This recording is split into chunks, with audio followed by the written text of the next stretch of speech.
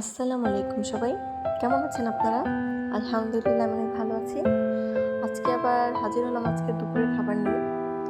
আশা করি সবার আমার ভিডিওগুলো ভালো লাগে। আপনাদের আমার ভিডিওগুলো কেমন লাগে অবশ্যই আমাকে কমেন্ট করে জানাবেন।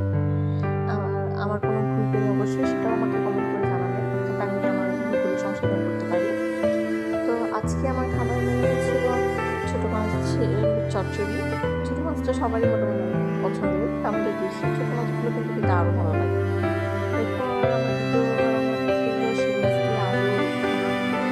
শিং মাছটাও অনেক ভালো একটা মাছ, দেশি মাছ। হচ্ছে শরীরে রক্ত হতে সাহায্য করে। তারপর এই মাছটা হচ্ছে আলু দিয়ে খেলে যে মজাটা লাগে, সেটা হচ্ছে দিয়ে আসলে মজা লাগে না। এবং সবার লাস্টে ছিল আমার পছন্দের আলু ভাজি।